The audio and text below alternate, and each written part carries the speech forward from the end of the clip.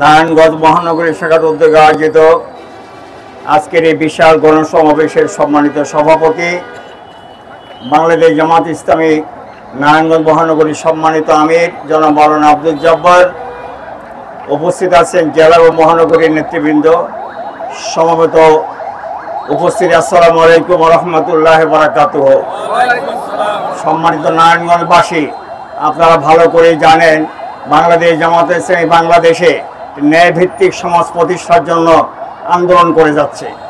যে সমাজ প্রতিষ্ঠিত হলে মানুষের সকল অধিকার মানুষ ফিরে পাবে, কোনো মানুষ সেখানে নিপীড়িত হবে না, নির্যাতিত হবে না, কোনো মানুষ সেখানে অত্যাচারিত হবে না, কেউ কারো উপর জুলুম করবে না, কেউ কারো অত্যাচার করবে না, কেউ কারো উপরে চাঁদাবাজি করবে না, কেউ কারো উপর অন্যায় অবিচার করবে না। এমন একটা সমাজ প্রতিষ্ঠার জন্য জামাত ইসলামী আন্দোলন করছে।